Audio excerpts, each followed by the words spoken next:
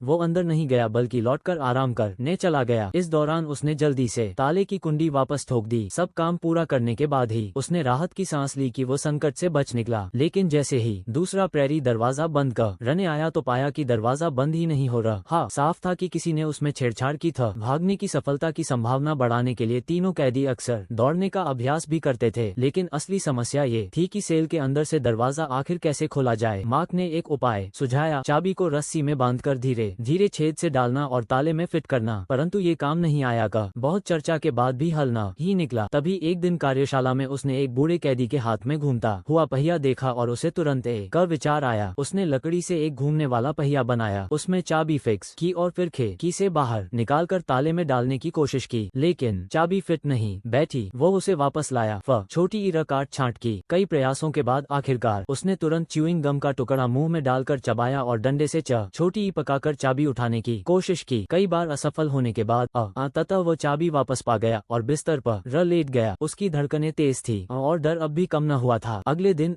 शाम को उसने बिस्तर पर नकली पुतला रखा और प्रेरी द्वारा बजाई जाने वाली रोज की संगीत छोटे ऊना के समय चुपचाप दरवाजा खोल लिया। मार्क भी बाहर आया और वे दोनों आगे बढ़े। चाबी से एक एक कर दरवाजे खोलते हुए वे नीचे पहुंचे, लेकिन एक दरवाजे पर चाबी फिट नहीं हुई। बार बार कोशिश करने पर पसीना छूटने लगा। जैसे ही ताला खुलने ही वाला था, प्रेरी की आवाज सुनाई दी। वे जल्दी से ताला बंद कर एक कोठरी जैसी जगह छिप गए। वहाँ का ताला टूटा हुआ था। हर दरवाजा खोलते समय वे चाबी पर निशान लगाते ताकि असली भागने के समय गड़बड़ न हो। रात की गश्त पूरी हुई और प्रेरी बिना शक किए लौट गया। इस बीच धीरे धीरे उन्होंने महीनों तक हर दरवाजे की नकली चाबियां तैयार की। 15 बड़े दरवाजों का बड़ी ई चाबियां बन चुकी थीं और अतिरिक्त 24 और भी। लेकिन भागने के लिए उन्हें शहर का नक्शा चाहिए था। एक कैद बड़ी ब्लैक से उन्होंने अखबार मंगवा जिसमें नक्शा छपा था।